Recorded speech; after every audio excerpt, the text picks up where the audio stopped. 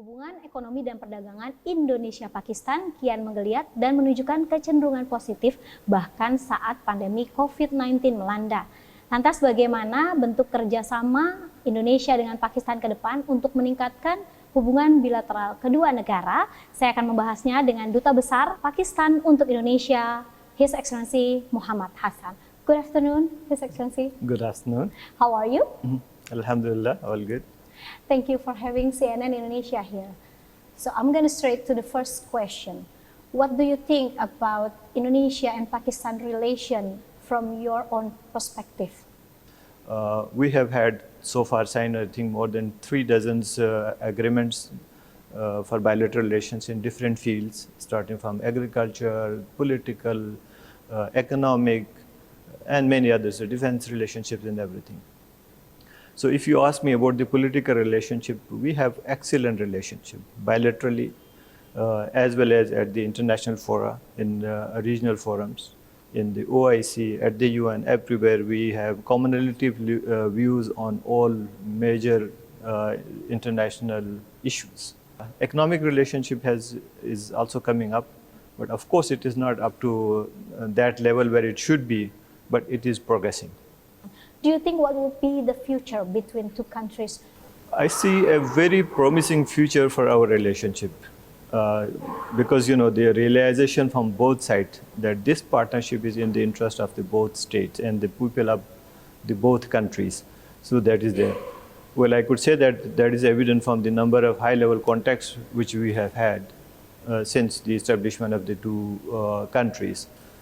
All presidents of Indonesia have visited Pakistan, and the last being President Jokowi, who visited Pakistan in 2018. And similarly, the Pakistani leaders always held Indonesia in high esteem, and the foreign minister have had a number of interactions. Foreign Minister Marsudi was in Pakistan last year. They also met recently during the ARF meeting here in the region, and we hope that there will be more visits like that. Similarly, the people contact is increasing. The trade relation is increasing, the cultural relation is increasing, and I could see, you know, a large number of Indonesians trying to go to Pakistan for tourism, and large number of Pakistanis are interested in coming to Indonesia for tourism, trade, investment, and many other things. His Excellency, you mentioned a few times about economic connection between Indonesia and Pakistan. Can you tell me more about the trade in goods agreement? What is the latest update about this agreement? You know, despite being the big countries with high number of the market, with 270 million population here in Indonesia and 220 million population in Pakistan, I think both countries have lots of scope for expanding our bilateral trade. So it was in that spirit that in 2013 we signed the professional trade agreement between the two countries. And we saw the result right after that. In 2013, our bilateral trade was just, I think, $1.3 billion. Now it is $4.2 billion, almost, you know, 140% rise in our bilateral trade. Yes, there are issues, and because of that, now we are moving towards the trade agreement on trade in goods, TIGA. We have had 2 rounds of discussions on that. The first discussion was held in Islamabad, and then, you know, the second discussion was delayed because of the COVID-19.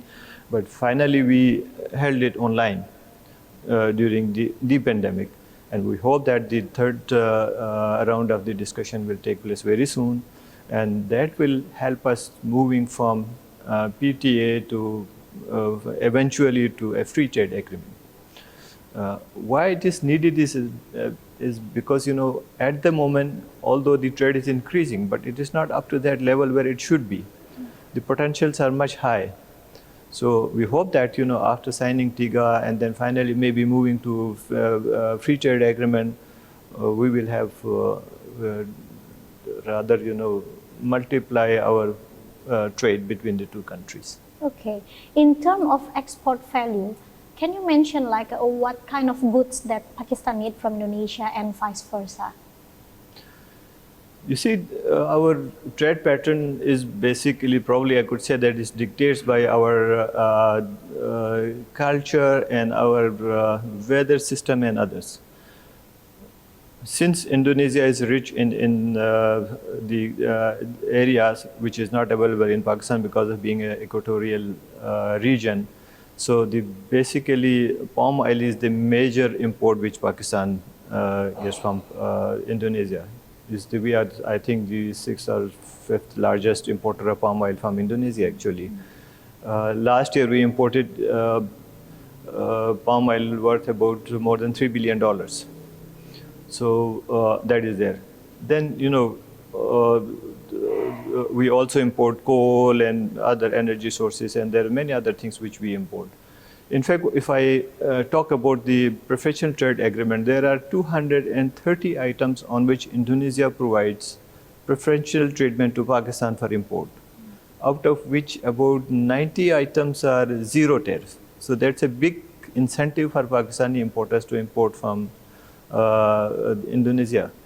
So Indonesia is currently the third largest country of import from Pakistan.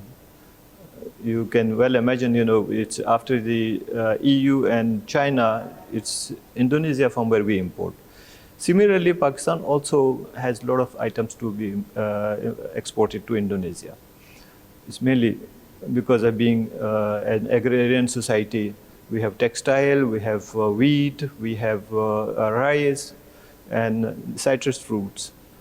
Those are imported from Pakistan to Indonesia. Okay.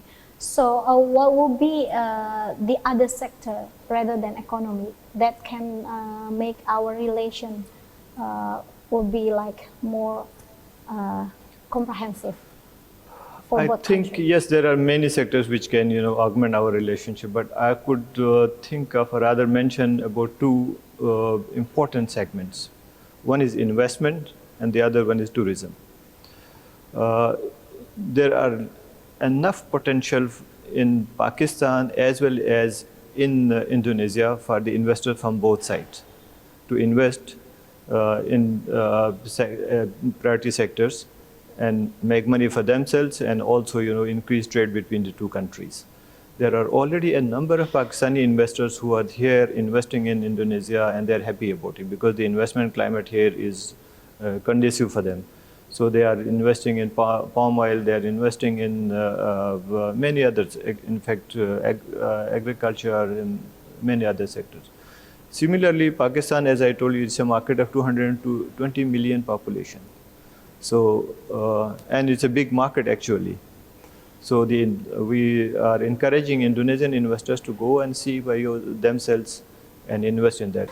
Okay, this is going to be the last question. So basically Indonesia now holding the G20 presidency, and next year we're gonna hold the chairmanship for ASEAN. Do you think what would would create something different in our bilateral relation with all this position that Indonesia is holding for this year and the next year? I really appreciate Indonesia's G20 presidentship, because Indonesia is holding the presidency at a time which was, I must say, was the most difficult time. First, because of the COVID-19 pandemic, and then the geopolitical situation, especially the Ukraine war, which has all created a lot of problems at the international level, and especially the members of the G20 were fragmented on those issues.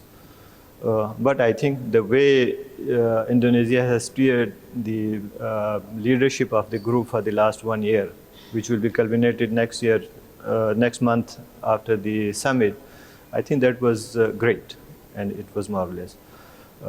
Especially, President Jokowi and his team has worked very hard to take the agenda of the G20 forward despite having differences of opinion by different sectors. And it was not an easy task. And we hope that, and it's our desire, that the summit, G20 summit next month will be a great success. And similarly, next year, Indonesia will be chairing ASEAN. And ASEAN is another very important organization, of course, the important organization in the region. And Pakistan is also a sectoral dialogue partner with ASEAN. Okay, thank you so much, His Excellency Ambassador Muhammad Hassan, for talking to CNN Indonesia. Hope you stay healthy and enjoy Indonesia, of course. Dan Thank you very demikian much. wawancara saya dengan Dubes Pakistan untuk Indonesia, His Excellency Muhammad Hassan. Terima kasih dan sampai jumpa.